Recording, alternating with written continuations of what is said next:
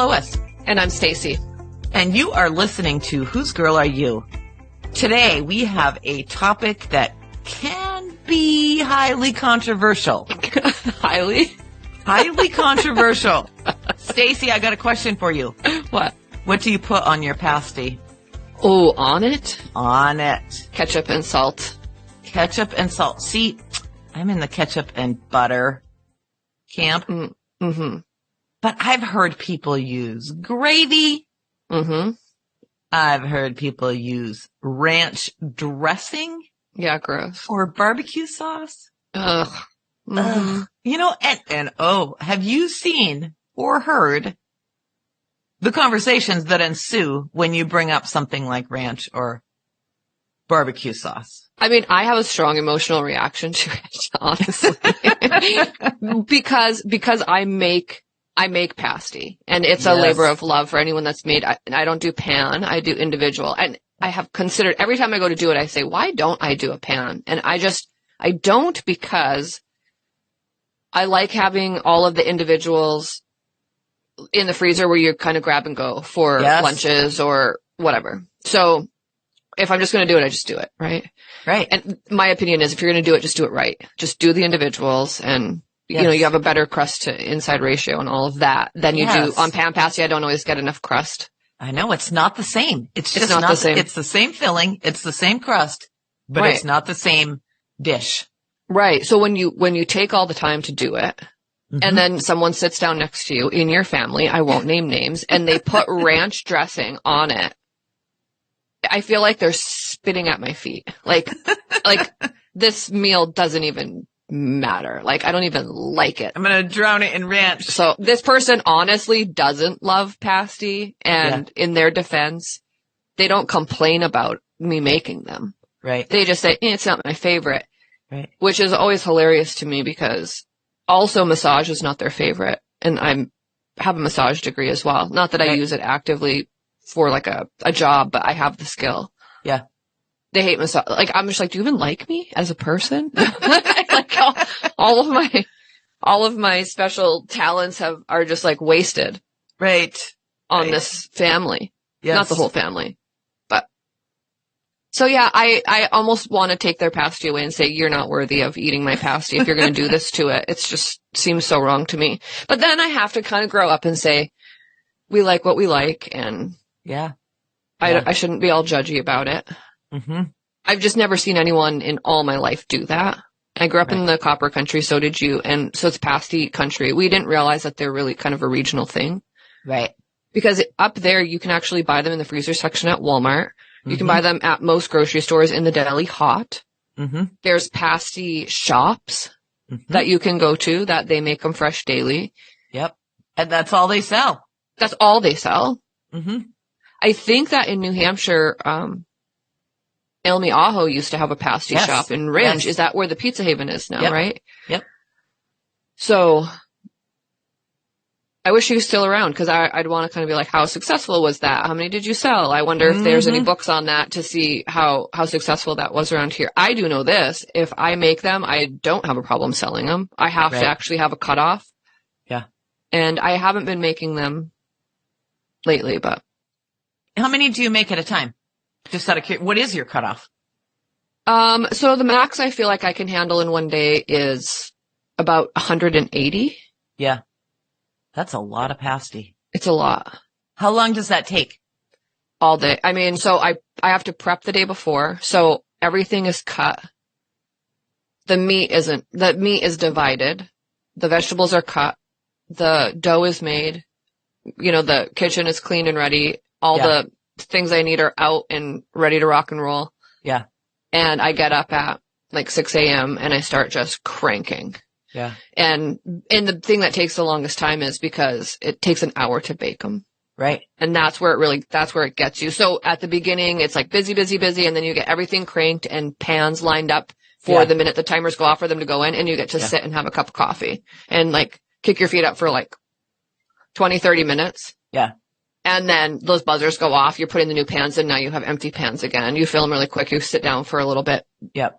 Or kind of clean up, or then you're starting to bag and tag and put stuff in the freezer and all that. Yeah. So It's an all-day project. By the end of the day, your legs hurt, you're covered in flour, you look like a disaster.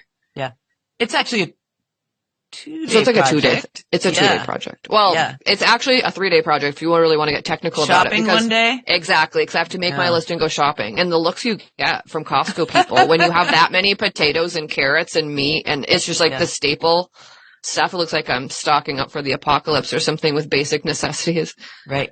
But I have another question for you that also can be controversial. Mm-hmm. Do you use rutabaga in your pasty? Yeah. And I'll die on that hill. Okay, tell me why. Well, so I have an aunt that actually had a catering company and then also had a restaurant in Michigan. And she did pasty once a week and always sold out, right? And people loved her pasties. And I'm not saying they're bad pasties, but she didn't put rutabaga, and we would argue about it. So I think I got that from my mother's side of the family. So this is my father's side of the family. Right. And she was like, gross. Rutabaga is gross. It just like throws off the whole flavor. And I was like, literally, if you don't have rutabaga, it's bland. You have to add so much salt to make that palatable. Yeah. And that is what she does. Yeah. Was she added like copious amounts of salt. Yes. So I'd rather add rutabaga for flavor than have to just kill it with salt. Right. So you have 2 hills you'll die on.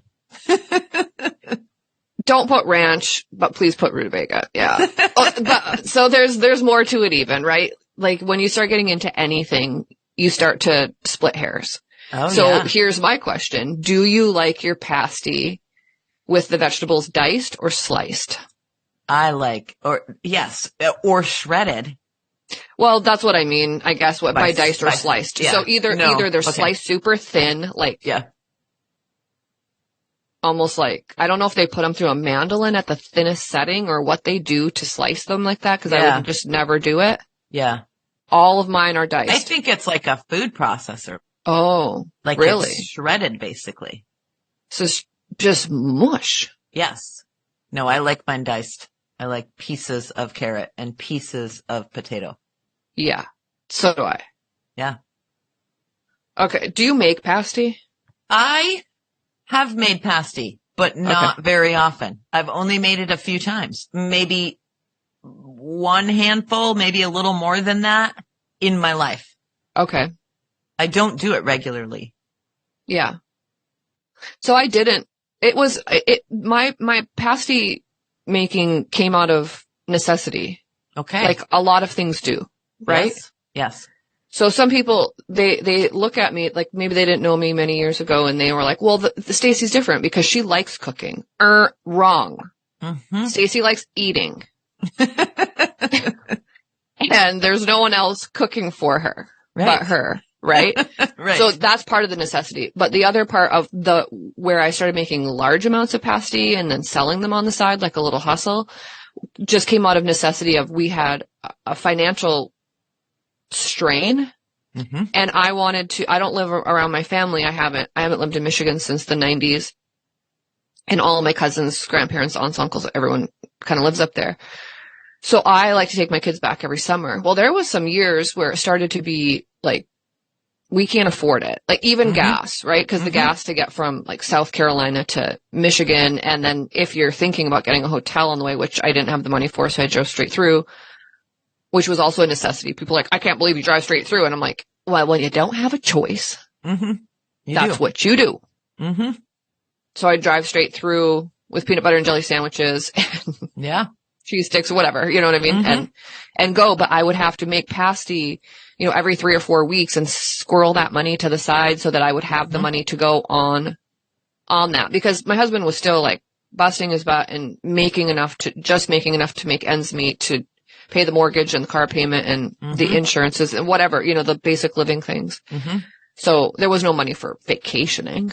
Right. Even if it was just up in the UP, and thankful for relatives that you can go and kind of crash with them and mooch off them and whatever. And they understand so I'm not, you're not paying for a hotel and you're not paying for a lot of food while you're up there. You just jump in and help cook and go to the grocery store and whatever. Right. Some people say it's not even a vacation, which I disagree with, because a vacation to me was getting out of my normal environment and going spend time with people that I didn't get to see all the time. Yeah. Exactly. My vacations have always been motivated by going see people that I miss. Yeah. I get that. So I did a lot of trips to Michigan as well. yeah. Never had to sell pasty to do it. I did other things. What did you do? Sell pasty. What's your side hustles My that you side ever like hustle fell is- back on? Well, I've done like, things with books, things with like editing and Okay. some stuff like that.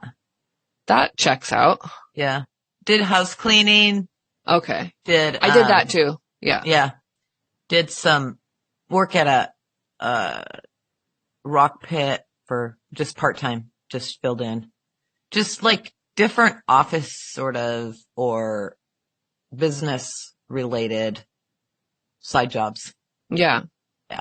It's more like as a stay-at-home mom, it's this feeling of needing to have your own money to do something that's not justified, right? Exactly. It's not a necessity. It's just a want past what your needs are. Mhm. And sometimes that money's just not there for it. And so you figure it out. So by necessity, and here's the thing, it was, if I think all the way back to like, how did this start? Because I contemplate that once in a while. I don't know if I'm the only person that sometimes stands, I'm in my own world, I'm in my own house by myself. And I think, how did I get here? Yeah. Like, how did I get to the place where I'm cranking out 150 pasties and selling them on Facebook or whatever? Yeah. And I don't know. It must have been the first year I got married, honestly, out in Washington, because Wow. my neighbor Dana she liked to cook, and we started she asked if I'd help because I lived down the street, and my mom also lived down the street. And so we would get together and we would make different things, like we did calzones and sold them. And this was my job always. And it makes sense when I think about how I am now. I was the one and this was back before social media, right? So Right. I had a list of phone numbers and people's names, right?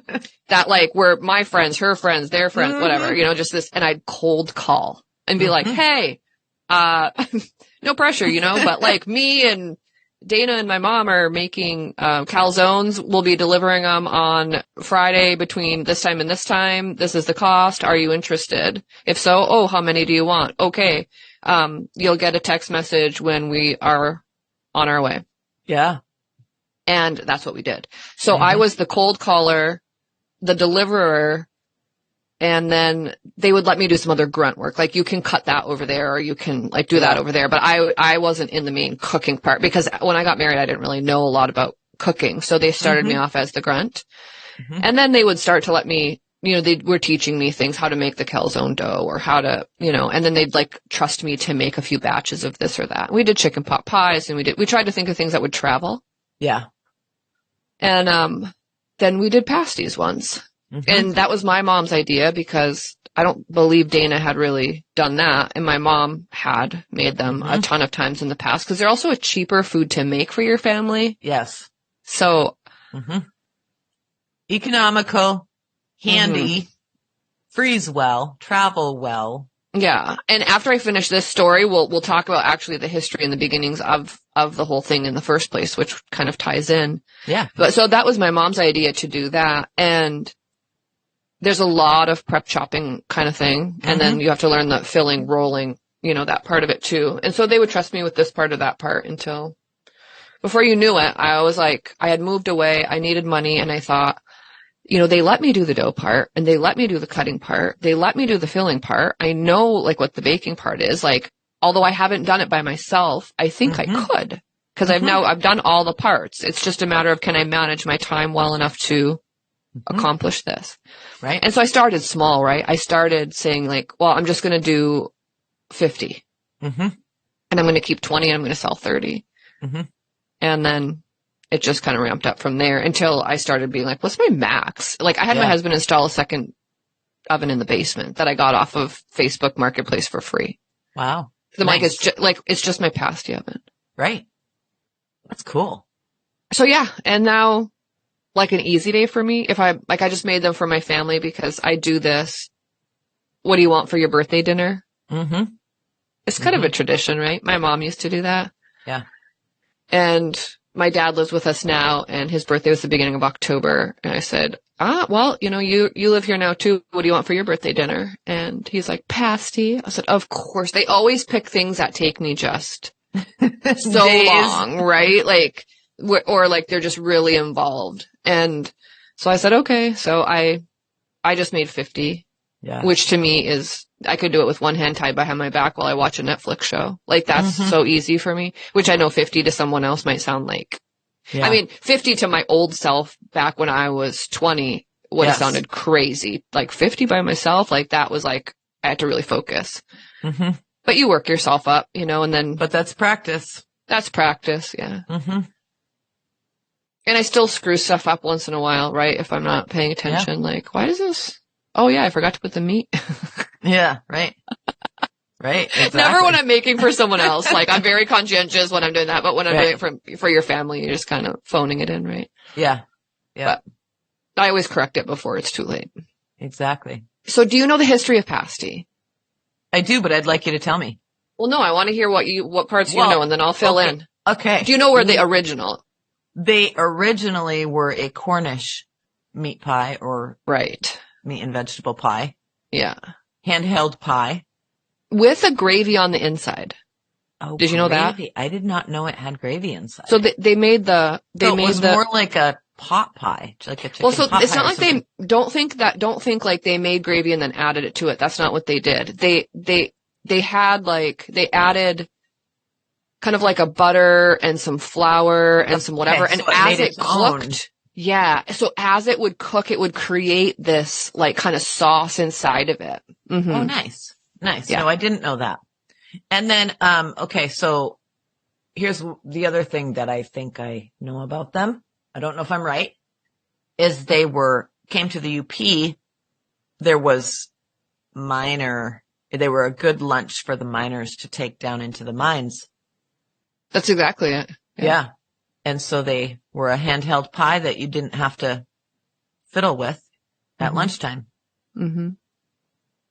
Yeah, no, that's exactly right. And you didn't need utensils or anything either because you'd wrap it in. Back then they probably wrapped it in paper. Yeah. I'm guessing tinfoil didn't exist. Right. Saran wrap didn't exist. Yeah. Actually, how old's tinfoil? I don't know. I gotta either. Google that. Yeah. Good idea. I have the dumbest questions sometimes. No, they're not dumb. They're curiosities. How old is tinfoil? That's like the wrong question. How old is tinfoil? Well, guess what, Google? Google's like, I know what you mean. Yeah. And it says, tinfoil dates all the way back to the 18th century. It was used for far more than heating. For instance, it was used for insulation and protection wrapper for electronics. What? And dentists using tinfoil for fillings. What? Oh, so tinfoil was different than aluminum foil. Oh. Okay. Right. Tinfoil was superseded after World War II by cheaper, more durable aluminum foil. Okay. See, you call it. Which is still referred to as tinfoil. Yes. In many regions. Yes. So it's actually aluminum foil. Yes. So they probably did have aluminum foil then, because it was after World War II. Yeah. Well, no, they were in the mines before that. No, they were in the mines before that. Yeah. So I think it was paper. It was probably paper. Yeah. But so there was a couple reasons. Well, for one, the mines up in the Upper Peninsula, the copper mines were a melting pot for a lot of people from countries that were struggling, had financial struggles or whatever. They came there. It was kind of like the gold rush, right? But it was like in hopes to, hit it big and, make money, and you didn't have to have an education to do it and all of that. And so I like to say the Cornish invented the pasty, but the Finnish perfected it. There you go. And did we really perfect it? Because now here we are arguing about all the different ways to make it and top it and whatever. So I don't know.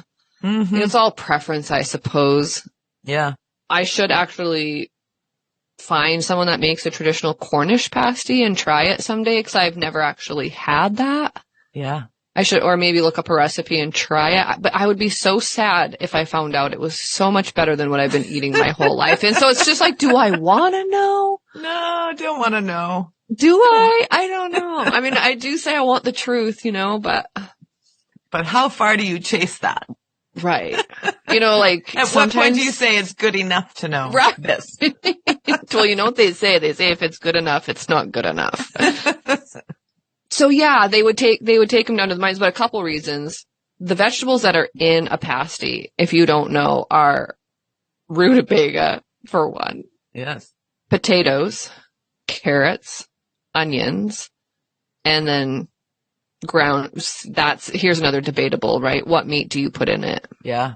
That's a good That's question. actually a little bit debated. Some people think it has to be a mix of pork and beef, like all ground. My grandmother used to put it through like that old hand grinder thing that clamped onto the end of the table. That was like made out of cast iron or something. I personally just use the fattiest ground beef that I can find, and I will actually ask a butcher at the store what the fattiest ground beef he has available for me if he has got anything in the back. And he always is like, oh, what are you making? Chili? I'm like, no, you don't need to know. Yeah. I do tell him, and then he kind of looks at me funny because they don't know what it is. Have you ever heard someone mispronounce it? Oh, yes. What do they call it? So we had this debate on social media once in a group that I'm in. Oh, okay. In the ALC community. I'm part of that. Yeah. It's a large group. There's, 4,000 members or something. I don't even know. Something like that. And it is, loosely connected to our heritage. Most of the people there have a connection. And somebody messaged me because the pasty debate came up and somebody had asked, apparently, I don't remember the question. It's been a while ago. Somebody asked, what do you put on your pasty? And this lady messages me and she's like, what is this? What are you talking about? What are you talking about? And I think there's a misspelling here somewhere. And I'm like, it's not pasty. No, it's not pasty. And some people, no matter how many times I tell them, they just can't. I know. It's like the sauna. Except it's not, because sauna. It's still the same thing. In Webster's dictionary says that both pronunciations are correct. It's more of a dialectic thing. Right. Now, pasty and pasty, that's not true. Are not the same item. No, they're not even the same thing. Right. Yeah. And the lady that messaged me was a little bit horrified. Like, what's going on here? I missed something. Site is this? What kind of group are you anyway? I thought this was a Christian group. Oh my goodness. It was so funny. So when I explained to her what it was, she was just like, oh my word. I've never heard of such a thing in my life. And I thought, how much of an ALCer are you? She must have married in. She probably did. So no offense meant if you're listening to no podcast. If you don't know, you don't know. If you don't know, exactly, that's it. Because it is more, it's a heritage. It is a heritage. And I think it depends what part of the country you grew up in. And I mean, I know a lot of people from the UP are all over the place, right? Because like you're out on the West Coast, I'm out on the East Coast. We do get out. I mean, I say only if you get out, but some of us do get out. And so we carry with us these traditions and these things. And, but some people, like if they didn't marry into like that kind of, it's not just ALC, right? It's like kind of like it's really rooted, I think, more in the Midwest than it would be on the East Coast or West Coast or down South. Yeah. So if you don't have someone in your circles that are from the Midwest, then I could see how you could fly under the radar on that one. And right.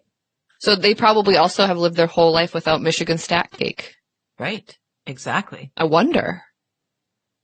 Poor people, right? Tell me about it. Poor people. Tell you about Michigan stack cake? Yeah, sure. Why not? We'll sidetrack for a second. So I'm not really a baker. I'm a cook. Yeah. And I'll say that all day long. Part of it is because if I do bake, I eat it all. I feel like garbage because my body can't handle that. But I also can't stop because it's so delicious. Right. So I just really don't do much of it. So I've never actually made Michigan stack cake. I've only eaten Michigan stack cake. You're a true connoisseur. Yeah. So I knew enough people that made it. And it's basically just It's a vanilla cake. It's like layered and it has this like raspberry fruit filling stuff and this delicious whipped light like frosting stuff. Fluffy Is it Cool Whip? I don't know. It's or whipped cream or. So it's not super sweet. It's kind of like a light version of a cake. It's like a truffle. Truffle? Not truffle. Trifle? We don't know. Here we go. Pasty, pasty, trifle, truffle. I don't know. Don't listen to us. We don't have any idea what we're talking about. Fine though. Just go with it. We're going with it. Just go with it. But yeah, it's delicious. I'll say that. So if you ever see it on the menu somewhere, where are you going to see it on the menu? Michigan, probably. The UP. If you ever get to the UP. Yeah. You can Google Michigan stack cake. Actually, I have a friend that lives in South Carolina that makes delicious Michigan stack cake, and I've seen that she's sold it a few times, so if you ever see it, you'll see it around. That's good. Then you'll know that it's delicious, and you should order it. She's not from the Midwest either. I wonder how she figured it out. Right. She is ALC, though. So I have another question about pasty. Have you ever made breakfast pasties? So, I'm a traditionalist. Okay. I do not change my recipe. Okay. I make one recipe. I will not alter. Like, that's what I do. Yeah. And I've had people say, maybe you should try this. No experimentation with meats. Absolutely zero. Like, I have figured out what I like to do, and that's what I do, and I will not alter. And here's the deal with it. People know if they do order a pasty from me or if I offer them a pasty. Some of my friends get gifted pasties, right? Or you come to my house, you'll know what you're going to get because it's very important, right? Because like, it's just good. It's like McDonald's. Like you just know you're going to get what you're going to get, you know, like exactly. It's not going to be anything funky. Because my daughter, I felt so bad for her. One day she said she was at someone's house and they said, hey, do you want a pasty? She said, oh, yes. You know, she grew up eating them. Yeah. So she said they gave me this pasty and I took one bite and I thought, oh no. Oh no.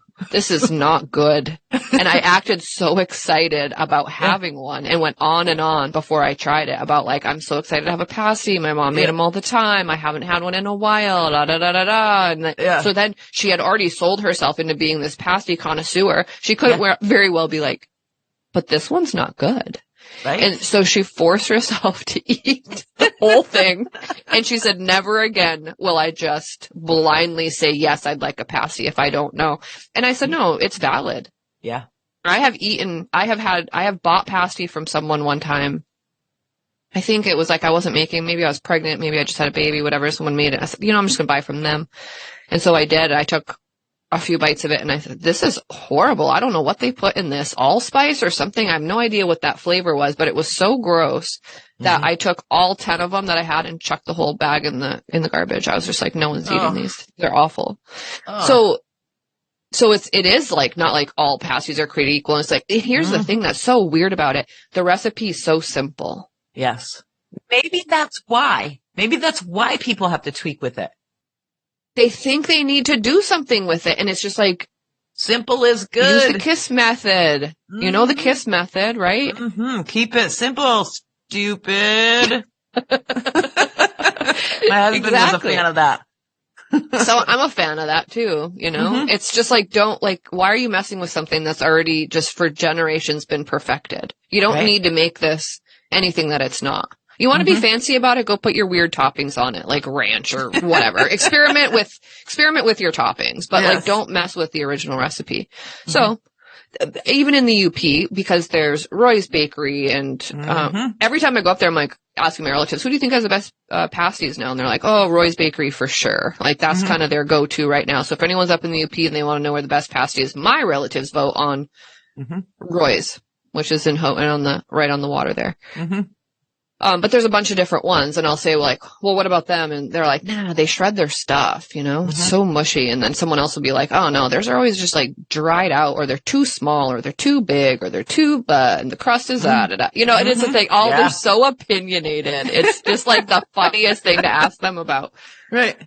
But I get it because I want to know if I'm going to spend the money on one, like it's going to be something I like. So that's why I never mess with it. People know if they're going to buy one, they know what they're going to get. It's been the same thing for the last 20 years that I've been making them, and it will be until the day I die. And so I've passed the recipe on to my daughter and did what my friends did. And, first I let her make the dough and get that perfected. So she knows, like, add this if that and add that if this, so that, cause yes, it's measuring, but then I don't know. Is it humidity? Is it like, I don't know what, but it's like you can measure everything exactly and the dough is like too sticky or it's too dry or whatever. And you have to know how to correct that. Yep. Exactly. So, I taught her that, and then I taught her how to dice, and that like they always, everybody that's ever helped me, you just do all the dicing because I'm so fast at it. But how did I get fast at it? By practicing, by doing it. By making just thousands and thousands and like, I'm not joking when I say I've made thousands upon thousands. Because if you think about it, if I've made between 100 and 200 every time I did it, and I was making them every 3 weeks for a period of time, and then after that, once a month, now I'm down to making them like only 3 times a year because I have a full-time job. Right. And I more make them now to just put them in my freezer. But so everyone makes me do that part still, but she knows how. Yeah. And so I've taught her each one of the things, and she has made them from start to finish herself. And so I said, it's a skill that, like, you ever find yourself in a desperate situation and you need to make a few quick bucks. Yep. There you go. Yep. So if you know my daughter and she ever sells pasty, you should buy them. Yep. They'll be yours, right? It's South Carolina, though. They'll be mine. Yeah. They'll literally be mine. Because I've driven it into her head that you do not change this recipe. If you change this recipe, do not say you learned it from me. Yeah. Exactly. Funny thing is too, like, I've sold them and I'll give people my recipe all day long. People are like, can I have your recipe? Absolutely. Here's the recipe. Go ahead, make them, sell them, do whatever you want to do with them. Because the fact of the matter is, they're not going to be exactly mine because the technique, there's like this weird thing you do when you roll them. Yeah. It's like how thin you roll your dough, how you roll the edges, how much filling you put in. There's like so many things that can change. Yes. And each one of those little one change makes a change in the pasty. It's no longer. Yeah. And you want to know what? And if someone wants the recipe because they want to make them, like, I think it's a heritage that we ought to pass on. I think it's, and if they want to sell them, good. I mean, if anyone buys them and thinks these are a little overpriced, well, you've never made them then because it takes some serious amount of time. Like they're not, though they're simple, they're very time consuming. Yes. So they are a labor of love. You were right when you started in the beginning. They are a labor of love. Yeah. Yep. But they're also inexpensive to make. If someone's rolling on a budget, and everyone's talking about how expensive groceries are right now, because they're mostly all root vegetables. And the root vegetables tend to be cheaper. So, you want to like try to stock your freezer with things that are mostly vegetables and meat. Well, there you go. Yeah. You can, I also have done that in the past because it saves. The last pasty that I made in the beginning of October just got eaten like 2 days ago. And they notified me, hey, we ate the last pasty. And I said, well, good for you. I will be making some in November because my daughter's coming up and has requested them as well because she'll be in town. She can't cook now. She's in a camper. Here you go. She doesn't have 2 ovens. No, she doesn't even have 1. Right. No baking will be happening. No. Are you going to do it with her when she comes up, or are you going to do them before she gets there? That's a good question. Are you guys going to do it together? She had even contemplated, like, hey, one day we were talking and she said, I was wondering if we should like make pasties when I'm up there and like sell them. Like she wants to make some cash. Yeah.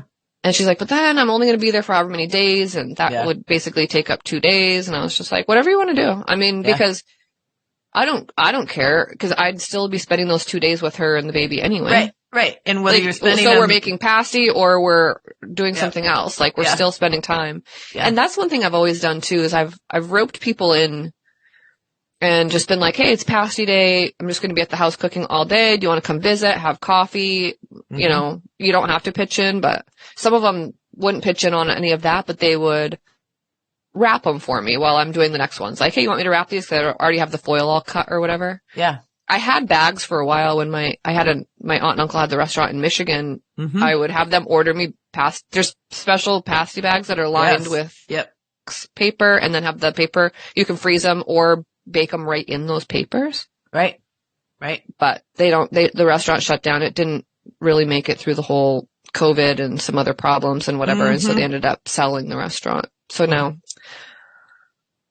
I can't get them. I tried to order them through a friend here that has a restaurant, and they don't sell them on the East Coast. Oh, seriously? It's a Midwest thing. Wow. Interesting. They won't even ship them to you? So I don't know. I might be able to do a special order through You probably Cisco, have to buy but 6 million. No, you have to buy 1,000 bags. Oh, okay. So that's not so bad. No, they're only at 1,000, so I easily go through 1,000 in a year. Yeah. But foil works too. You can't cook them in that. Well, I mean, you can cook them in that if you're doing them in the oven. Okay, so actually, yeah, let's talk about that. Here's that. If you have a pasty in the freezer, how do you reheat it? I don't know. Has anyone ever given you a freezer pasty? Yeah, I'm trying to think. What do? Mm-hmm. I don't know what you do. I can't remember. Well, I have some in my freezer right now, and they probably have instructions on them. Yeah, so they can stay in the freezer for I'll hear anywhere between 3 and 6 months. Mine never last that long in the freezer because they eat them, but I take them straight out of the foil, put them on a paper plate, and nuke them in the microwave for 3 minutes, and that's that. Wow. Okay. Top them with ketchup and sit down and eat. Okay, so that's I was thinking of in the oven. I was thinking of reheating them in the oven. Yeah, well, if my mom was still alive, God rest her soul, she would be arguing this because she did not think that you should microwave them because she thinks that she would say, she wasn't like, oh, microwaves are bad for you, although they probably are. Yeah. She just said that it makes the crust mushy or soft or whatever, which I don't mind, honestly. So some people say to take them out of the foil, put them on a cookie sheet and bake them at 350. But you have to keep your eye on them because you don't want, it's like a pie crust, right? If you're reheating a pie and it's already been cooked, the crust can get too brown. Yeah. So, but all you do is, tent some foil over the top of them. Not wrap them tight, just tent it over the top so that they're heated through, but they don't get too crispy on the top. Yeah. So I think if you're doing, let's say you have a whole bunch in your freezer and you're having your family over, let's say, and you have to do 8. Yeah. Well, then you're not going to do the microwave. Then you're just going to put them on a whole cookie sheet, tent them with foil, bake them at 350 until they're cooked through. How long does that take? I don't know. 20 minutes? I don't know either. It's been so long, but I would say probably 20 to 30 minutes, depending. I don't know. So the other option. And then it's more crispy on the top. Yeah, exactly. And that's what I was just going to say. The other option to get that crispy without having to do 20, 30, 40, however many minutes it takes, you can microwave them and then pop them in your air fryer toaster oven, if you have one of those, for just a couple minutes to crisp that crust back up. I don't have one of those, but yeah, I suppose we could do that. And it is, I am a fan. Try it. Yeah. If you have some in the freezer, just put it in the microwave for 2 minutes and then pop it in the toaster oven. Toaster oven. It's a toaster oven air fryer. The one that I have it's a combination. Really? Yeah. They're coming up with the craziest things now. It's like the size of a microwave, and it air fries, and it toaster ovens, and it bakes. Would you just say that you would throw your microwave away and just use that? No, because there are things that you want the microwave for. This is more like an oven. Okay. Or the air fryer is it with the circulating air. It's great. I still don't understand how in the world air fryers It's hot moving air. That's it? Yeah. It's a fan. It's like a convection oven, but it's like a blow dryer. Yeah. It's more powerful than a convection oven fan. Huh. And that's what it does. Because Well, you think about this. You go in the sauna and you blow on your skin and what happens?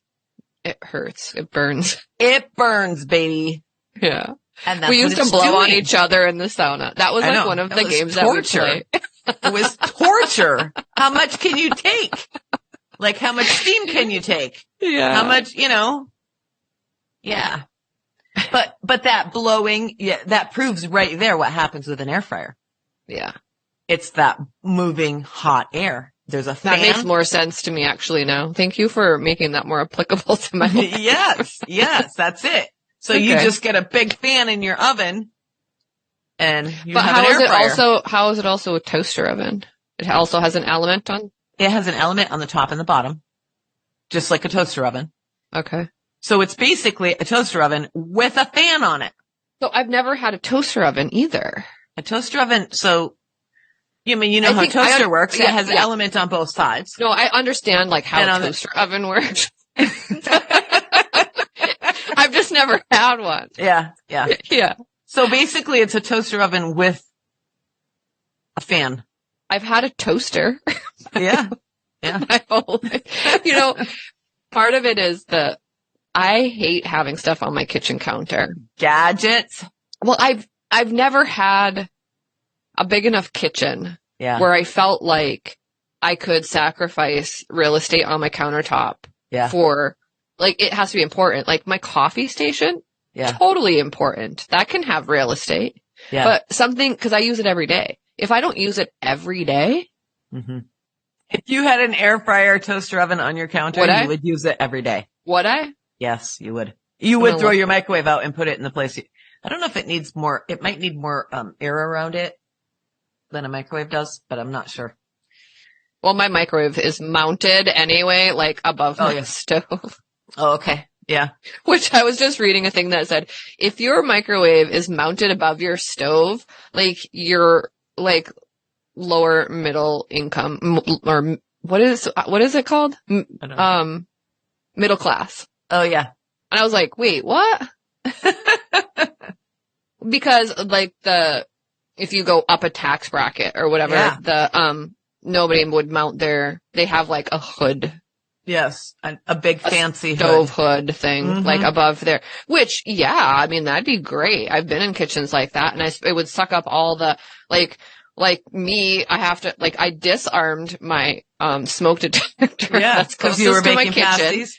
Well, no, what was I even doing the other day? And I like smoked up my kitchen. Oh, I was searing a roast. Yeah. Yeah. And when you're in it, you don't even realize it's happening sometimes, right? And then all of a sudden you like walk out, you walk back and you're like, oh my goodness. And you're opening the windows and turning on the fan. And thank God I already disabled the smoke detectors. And if you had a hood, I bet that doesn't happen. Probably not. It just disappears up your chimney. My heavenly kitchen's going to be amazing. There you go.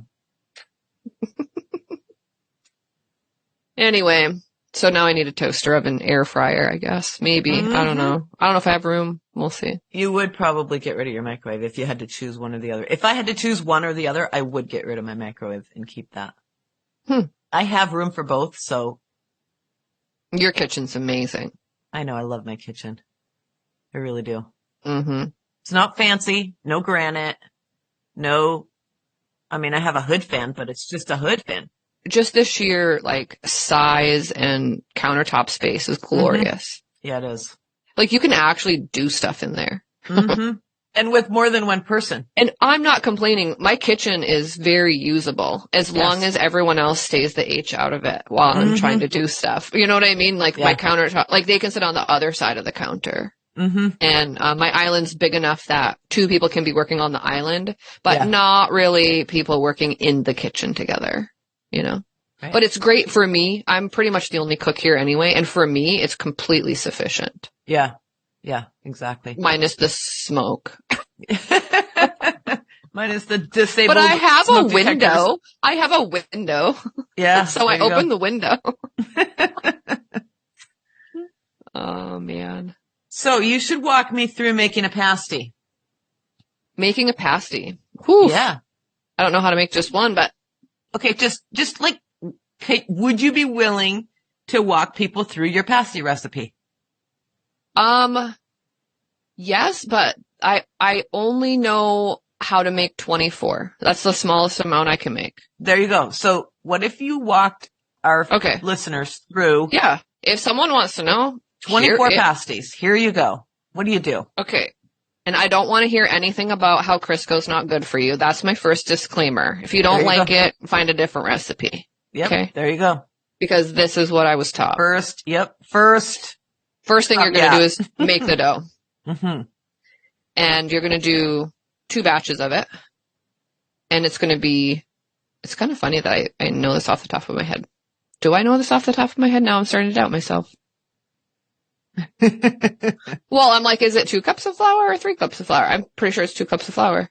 Do you have it on your phone or not? No, I have it written in an actual recipe book. You want to run and get it? Yes, I'll run and get it. Okay. And my water. Yeah, there you go. Thought I rewrote it in the back here because I was so, but maybe I didn't. Okay, let me find it. I gotta really fix my cookbook. What do you mean by fix? I have my own cookbook. That's like anything that's tried or true that I decide like I'm definitely making and probably making on a regular basis. Mm-hmm. I write it in my own cookbook, but it's not very organized. Right. I mean, I can always find what I need, but all right, here it is. Okay, I'm glad I doubted myself because it is 3 cups. Okay. How to make a pasty. Pasty 101. So yeah, the first thing I use a KitchenAid. If you don't use a KitchenAid or some sort of mixer like that, it's going to be a little bit different. For me, it's super easy. So I put the bread hook in, the dough hook, and then add the 3 cups of flour and 1.5 teaspoons of salt and mix it for a second. Then I add 1 cup of butter flavored Crisco and put it mixing while I do 1 cup of cold water, and like cold water. It doesn't have some people say ice water. I don't think it's necessary. So I just do cold water and dump that in while it's mixing. Yeah. And your dough is going to form a clump where it's the whole thing should cling to the dough hook and just kind of move around the bowl. If it's too sticky, you add like the tiniest, like a pinch of flour, a pinch of flour, a pinch of flour, and watch it until it forms that ball. Yeah. If it's too dry and there's a bunch of flour at the bottom of your bowl and it's not coming up, then you're doing the same thing with like a teaspoon of water until it does that. And if you happen to like, whoops, and a little bit too much water, you just add a tad more flour and until, you too want wet, that. Add flour, too dry, add water, but tiniest bits at a time because it's shocking how tiny amount you need to fix that recipe. Yeah. So how long do you mix it? Just till it comes together? Or just till it comes together. Okay. Yeah, just till it comes together. And then it's done. Yeah. And I wrap that in saran wrap and put it in the fridge. So it's a little bit chilled. And that's the day before. No, well, yeah, but you don't have to. No. Like you can do this all, like it doesn't even have to be. You can do it all in one day. You could just like make the dough and immediately use it. Okay. It doesn't have to be chilled. You could chill it while you're chopping your vegetables and stuff. Well, that's just it. Yeah. Yeah. It's going to get chilled. It's not necessary though. Right. But it's probably easier to work with. I would feel like it would be easier to work with when you're actually making the pasty. Maybe. Then I'm going to start dividing and cutting. So by dividing, I mean, I have a huge bowl. Okay, hold on. You do 2 recipes of that for 24 pasties. Yeah. Because a full recipe doesn't fit in your KitchenAid. Right. Yeah. So you have to do it in 2. I have to do 2 batches of 3 cups of flour. Yeah. Because 6 cups just overflows the KitchenAid and then you got a big mess and that doesn't work. Exactly. Yes. I have a KitchenAid too. So one of my friends, we used to have the KitchenAid Bosch debate. We should get 2 bakers on here and have them debate the KitchenAid Bosch Yeah. That's the thing too. People have preferences, man. Oh, they do. I got a KitchenAid as a wedding gift 25 years ago, and I'm still using the same one. Mm-hmm. So, I don't know. It served me well for what I do. Me too. So then the whole meat thing. So you're going to want to get the fattiest, like ground beef that you can get, whatever that is. Hold on a second. I kind of cut you off. What did you mean by, what did you say? What did you say? I said I'm going to start to like divide and cut now. Divide and cut. Okay. But here's the thing is I have a really big bowl from Ocean State Job Lots, like a big, huge stainless steel bowl. When I'm not making pasty, it lives on top of my fridge full of bags of chips. Yeah. So how big across? What's the diameter of it? Oh gosh.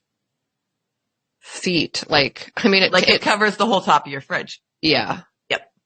I'm talking That's what I like, thought. Just making sure. Yeah, it's big. Mm-hmm. Because I can do this mixture for 25 in that. So, I mean, it's kind of like use your common sense. If you want to do this and you don't have a thing big enough, you're going to have to do this half in one thing and half of it in another thing. And I don't know. Back in the day before I had that, I remember doing like mixing some in like a huge stock pot and another one in like a big bowl. And like, I mean, and just, it was a little bit of, I'll just tell you what, this huge stainless steel bowl was like not that expensive. And it's worth every bit of headache you're going to try to do by dividing past your recipe stuff. And I don't know. It also is great for storing chips on top of your fridge. So there you go. There's that. So for 25, depends on how meaty you like it. I do 3 pounds of meat. So like I said, fattiest ground beef that you can get. Don't use lean here because if you use lean ground beef here, you're going to have a dry pasty and you need that moisture and grease in there to help with the other vegetables and whatnot. Cause we're not adding butter to my recipe. Okay. So the 3 pounds of ground meat, I chuck that into the big bowl. Then I'm going to cut 2.5 cups of onion. Here's where I use a food processor because the 2.5 to 3 cups of onion, I puree that stuff I mash that down to nothing because my family they say they don't like onion. But the thing is, if they don't see onion, they don't mind it. And it gives a lot of flavor. So you don't want to, if someone says, I don't like onion, don't omit it. Just pulverize it into mush. So this is the one mush part you're going to have. Yeah. Chuck, I do 3 cups of onions. So 3 cups of onions. Yeah. Then rutabaga. Oh, what a pain rutabaga is to cut. So it's like cutting rocks, right? Yes. So they're very hard. Yeah.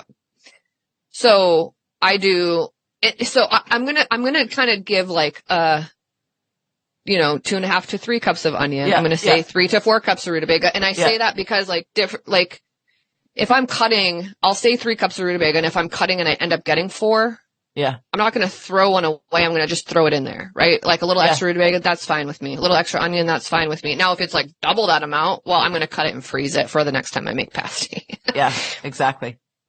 So that's why it's not an exact, it's a little bit preference. So like there's a little bit of wiggle room on how much of these ingredients you put in, but you just can't leave any out or add any additionals, right?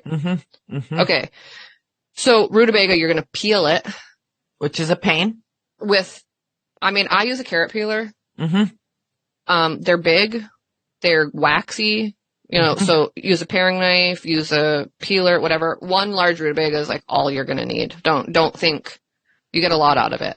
Yeah. So for this recipe, 1 large or 2 small is what you're going to need. If you don't see anything labeled rutabaga in the store, they're labeled, turnip.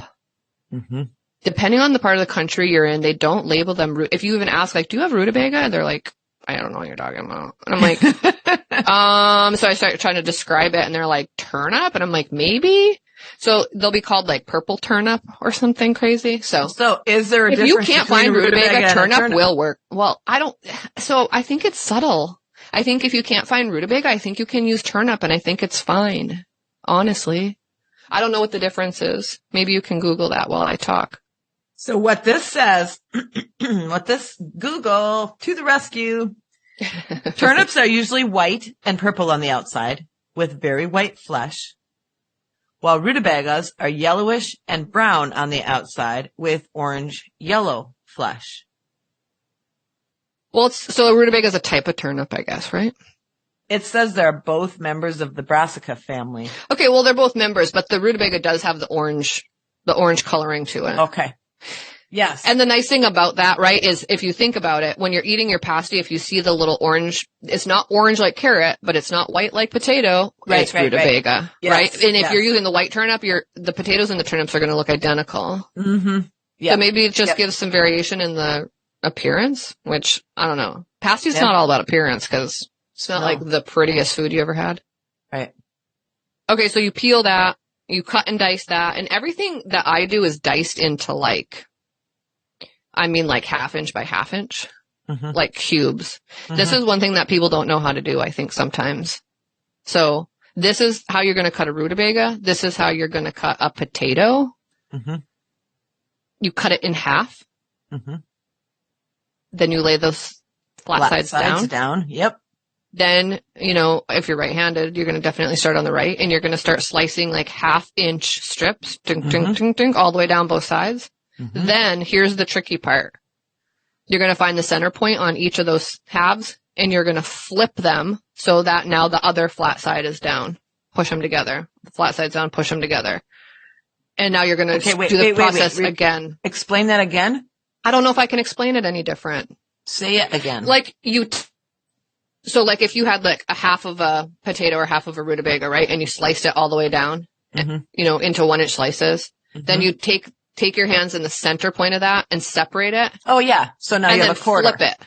Yeah. Yeah. So now you have a quarter, but now you're flipping it again Yep. so that the flat side's down, and then you push it back together to make it easier, and then you do the 1/2 inch slice again. Mm-hmm. Now you should have, at this point in time, they should all look like potato fries.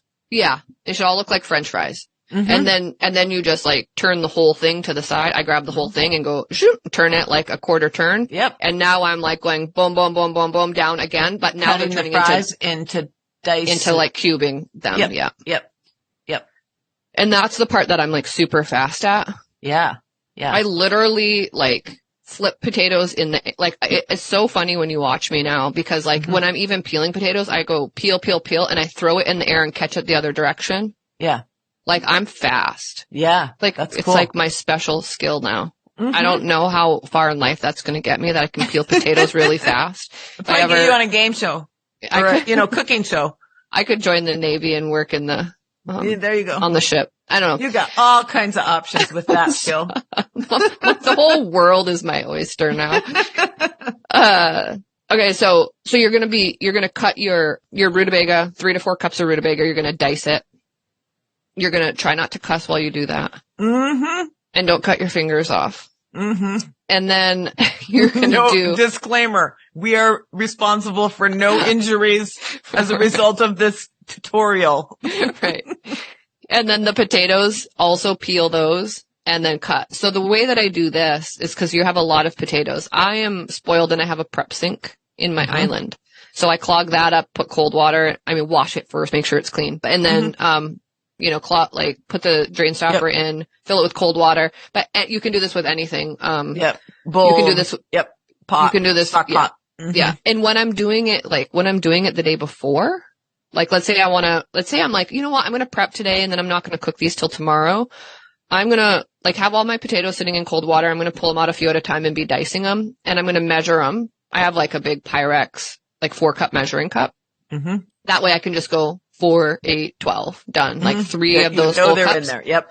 And I dump that and they have to be freezer bags because they're a lot thicker, but the gallon size freezer Ziplocs. I dump the 12 cups of potatoes into that, and then I go over to my sink and fill that bag with cold water and then seal it and put it in the fridge. Yep. Yep. And so they don't discolor because otherwise they'll turn black and nasty. So as long as they're fully covered with water, you can like keep them in your fridge for a day or two even. I say a day is best. And then drain them the next day and toss them in, right? Mm-hmm. But if not, you're going to use them right away. You're going to toss in the 12 cups of potatoes. Mm-hmm. The last thing left is the carrots. This one too, I used to do regular full-length carrots, peel them, cut the ends off, cut them in half, cut them in half, cut them in sticks, dice them, just like you would potatoes or whatever. A little bit more of a pain because of, the shape of a carrot. Mm-hmm. Okay, so here's my cheater thing that I started doing probably like 2 years ago when I discovered this. The baby carrots at Costco are cheaper than the full-size carrots at Costco. Really? Yeah. And so I started taking the baby carrots. And they're peeled and they're washed. Yep. And all you have to do is cut, and they're. I don't even cut anymore. So I take the baby carrots and throw them into my food processor, but I just pulse them. So I pulse them gently so that they still are pieces. Yes. So I'm not pulverizing them like I do the onion. Yes. But I'm pulsing them so that they're, and then when I pull them out and dump them in the thing, I just kind of like look like I run my hands through and make sure there's no big pieces. And if there is, like I throw them back in. Those few ones in there or quickly, I have everything else. So I just like quickly chop it. So 6 cups of carrot. So that's 3 pounds of Hamburg, 3 cups of onion, 4 cups of rutabaga, 6 cups of carrots, 12 cups of potatoes. And that all should be in your bowl. Now you're going to add the salt and pepper, and you just liberally salt the top. And just honestly, the Morton's tabletop or whatever, like is totally fine with the spout thing on it, and just kind of liberally like do that, and pepper same. And then you're going to have to stick your hands in it. Some people like hate this part. Yeah. So one of my friends hates it so much that she actually has the food safe like rubber gloves that she wears, and that's fine. And I've never taken that step to do that. And you can do that if you want. I just put, you're up to your elbows in it, and you're literally like grabbing from the bottom and tossing up, grabbing from the bottom and tossing up. You're just wanting that all to be mixed through so you don't have anything. Big chunks of meat. Yeah, and you want your rutabaga all the way through, and your onion all the way through, and you don't want it to be, whatever you put it first in the bowl, you want to make sure that's not sitting on the bottom. You want to pull all that to the top, get all of that. I add salt and pepper at the beginning. I get it all mixed up really well. You have to break up the meat with your hands, right? Yes. So now, because you just threw 3 pounds, just a chunk of meat in there, you just chucked it in. Yeah. Well, you can't really break it up till you have all the vegetables and stuff in there, because it starts clinging to the other stuff. And so you're ripping that apart. You want to have all of that, like, well distributed. And like no big huge chunks of it in there, because that's gross. Right. Yeah. So like just try to have it broken up, and then add salt and pepper liberally one more time, do a fine mix on it. And what I use to scoop it into my dough is the old fashioned coffee mug that you get at the diner. Like, the one that's just flat bottom, straight up, nice handle, just like standard, no fancy mug. And I put it in there because it's easier for me to grab that handle. And that's about how much I want. It ends up being like a tiny bit over a cup, like an actual measuring cup. Right. And that's how much I use to fill it. Now the dough, you have to pull that out of the fridge. So you have your bowl all done, right? Your whole mixture's there. You push that over to the side and like wipe your counter all down now. Wash your hands really good. Wipe the counter down. Now you're going to put your oven preheating to 350. You're going to get out your rolling pin, some flour, a nice sharp knife to cut your dough. I put parchment paper on my baking sheets because pasties leak and whatever, and in between every single baking, I just throw the parchment paper and throw a new one on there. It just saves you a lot of time. Yep. Otherwise you got to scrub your pan, because otherwise you're going to have burned on pasty juices. Yeah. And the next batch is going to burn. Yeah. So just put that on. So now you have a clean countertop. Your pasty stuff is in a bowl off to the side, and now you can grab both your doughs out. I put like 4 however many pans you can. If you have one oven that has 2 racks, then you only have 2. Well, you double it. So if you have two racks, you're gonna have 4 pans, right? Hopefully that's if you have 3 racks in your oven, hopefully you have 6 pans. This is ideal. Wait a minute. Oh, you mean to cycle them? To cycle them. So that when one's coming out, the next one's going in, because you don't want to have a lot of downtime. And in your baking process. So long. Yes. Yeah. So you definitely need 2 to start with. Your oven's preheating. Now you take that one big ball of dough and you unwrap it. And I kind of add a little bit of flour. You should now at this point have I take like a 1 cup measuring cup of flour. I dump it out on the counter. I take another 1 cup measuring cup of flour and leave it, and I sit it in front of me. So now I have a pile on the counter and a cup full. And my rolling pin. But I'm going to take the flour, and this is where there's a little bit of an art to it, right? Because you take the flour, you make sure that it's not sticky. Basically, that's all you're doing. You're putting some flour on your hands, making sure it shouldn't be sticking to your hands or sticking to the counter. You make a nice, you can make whatever you want. You can make a make a square, make a circle. I don't care what you make. Just make it be like uniform, because now you're going to take a sharp knife and cut it into 4. From that 4, you're going to take each one of those and you're just going to kind of manually rip it into 3s, because you're going to end up with 12. So you should have 12 little balls. And it doesn't matter if you're like, oh, that one looks huge and that one looks small. We'll take some off the huge one and add it to the small one. Totally fine. You want 12 uniform balls. As much as possible. Yeah. You want 12. And then one at a time, you're going to take it, you're going to roll that into a really nice ball, and you're going to pat it. If you start off with a nice little circle, your chances of rolling it into a circle are pretty high. If you start off with an oval, you're going to roll it into an oval. Like there's just, so the starting point is the thing, but you're going to put flour on the counter, put your little ball on there and smush it with your hand, put a little flour on top of that, and then just start rolling it out. And I go like roll, roll, roll. And the minute it starts sticking to my rolling pin a little bit, like starting to pull up from it, I add more flour and flip it over. Add another more, like, don't be afraid to add flour. It's like a sprinkling. It's not like a whole bunch. It's like sprinkle and then roll. Roll, roll, roll, and then flip and sprinkle and roll, roll. You're going to want to get it a lot bigger than you think you need it, right? So some people think it needs to be the size of a dinner plate. No, it's like when you get it to the size of the dinner plate, now you need to grow it by another quarter bigger than that, right? So like it's quite large. It's pretty thin if you do it right. And then once you think you got it, and it's easy to pick up and flip, like that's your checkpoint. Like, can you pick it up and flip it? Yep, no problem. Now you're going to scoop a cup of that out, put it in the center, and maybe not in the center. I'm trying to think, like, I do this so like automatically by now I know, that like you have to think about it. Maybe it's a little bit, it's pretty much in the center. I put it in the center, and then I take the bottom part and I pull it up over it. And then I like tuck my little hands around it, like I almost like pat it, like close it. Yes. It's almost like I'm giving it a little hug. Yeah. I pushed my fingers down on it. And now you'll have to probably YouTube, unless you've done any kind of rolling or whatever. You're literally doing this like rolling technique. You like have to like roll, pinch. It's sort of like a pie crust, right? It is a pie crust. Yeah. So you roll, pinch all the way around to the end, and then I just flip it and push. And now you have this cute little pasty, and you throw it on your parchment paper. Once you get both of your pans full, I fit 6 pasties per pan. Once you have your first 12 pasties made, which is the halfway point, you need to make an egg wash. And all this is egg white and water, and you whip it. And then use a pastry brush and you brush it on. It's going to make it like just a little bit more browned up and nice looking. Yeah. And they're ready to go in. Your oven's preheated. Throw them in 350 for 1 hour. And dinner is served. Yeah. And hopefully then while those are cooking, because it takes an hour for them to cook, if your oven doesn't cook evenly, I've had bad ovens and good ovens, and if you're not sure at 30 minutes, you might want to take the top and put it on the bottom, and the bottom and put it on the top, so that you make sure everything's cooked the same. So not one rack might cook a lot better than the other rack, but you know your own oven probably. So make that decision. Once they come out, you can eat immediately. You don't have to let them rest or anything like that. But if you don't want to eat them right away, I put them on a cooling rack. I just take the whole parchment paper and slide it right off the pan onto the cooling rack. I don't take them off there and put them, you know what I mean? And it's, if you're going to store them like in the freezer or whatever, it's best to put them on a cooling rack and let them cool a little bit before you start taking them off of there and wrapping them. Cause once they cool off a little bit, they're not going to fall apart as easily. Right. And they're not going to get all that moisture in the bag. Yeah. You want it to a little bit cool though. Yeah.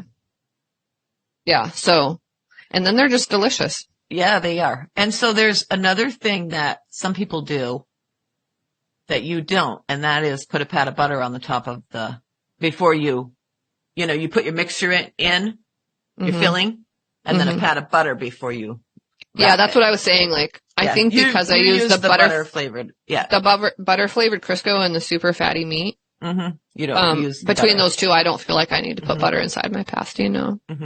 And you don't have to use butter flavored Crisco. You can use plain Crisco too. Yes. And that's what I would do. And then I would put the pat of butter in. And the thing is if Crisco is not your thing and you don't want to do it, the reason why Crisco is nice to use is, and then there's like straight up lard too. Lard, I was just going to say. And that's fine too. See, with Crisco or lard, the nice thing about it is, man, it's so easy to work with the dough. It doesn't fall apart. It doesn't rip. It does. I mean, every once in a while. Butter, you use butter in there and you get finicky dough. Exactly. So it's like if for health reasons you don't want to do that and you want to use butter, like by all means. Yeah. Don't do that. And I am health conscious and it's the only thing I use Crisco in. Right. Like everything else I'm going to use full butter. I use Himalayan salt. I use, you know what I mean? Yeah. It's the one thing. And actually I have been using Himalayan salt in my pasties for years. Because you don't have the other salt in your house. Exactly. Right. Yeah. And I buy it in bulk at Costco anyway. So it's just like whatever. Yeah. And I don't believe that fattier meat is bad for you either. I actually think it's good for you. Yeah, So, I do too. you don't always want the leanest of everything unless obviously some people have to do different things based off of what their own medical needs are. I get that, but. Right. So I'm not touting this as necessarily like the most healthy meal, but in comparison to frozen pizza or pizza bites or processed factory foods that are in the freezer, I would say this is, I use the good, better, best philosophy. And I'm not saying that my kids never eat that stuff either. I have one kid that lives off of frozen pizzas, by choice. And, but he eats pasty as well. And I'd rather, it's good to eat frozen pizza because you need to eat. Yes. You need food. It's better to eat frozen pasty because there's vegetables and, meat or whatever in it. And it's not as processed, but there is Crisco and stuff. And it's best to eat real meat and vegetables. No processed foods, no saturated fats, no, Right. You know what I mean? Like, yeah. Yeah. It's best to eat like what we had like last night, like chicken stir fry, and the seasonings are garlic and ginger, Yeah. So, Yeah. so it's good, better, best. We can't always be our best. Sometimes we just have to be good. And sometimes, it's better. I think that's how we help to not be so hard on ourselves. We're just trying to get food on the table. Exactly. So no pressure. Well, thank you so much for talking pasty. Do you have anything else you need to add? No, but if anyone decides that they get really good at this and they start making it and they're selling them, let me know because sometimes I'm too busy now and I might even buy them from you if you're using my recipe. And you can reach us at whosegirlareyou at gmail.com. WHOSE, whosegirlareyou at gmail.com. Yeah. And if anyone makes the pasties and they love them, like I want to hear about it. I want to know that like, hey, I actually did it. And cause if you actually did it, like good on you. Cause it's a little undertaking. Yeah. But you can do it. Anybody can do it. If they want to give it a whirl. Yeah. Sounds good. We'd love to hear from you. Yeah. All right. It's been fun. Can you believe we talked about pasties for this long? I can't. It's always good to talk to you. Yeah. Talk to you next week. Take care. Bye. Bye. Not doing take care. Maybe it's just your thing. It's not. It's not going to be my thing. I refuse for it to be my thing. What's your thing then? I don't know. It just naturally comes out. I know. I need to come up with a new thing. What's my thing? Do I have a thing? What do I say? I'm always like, I don't know. talk to you next week. See ya. Bye. Bye.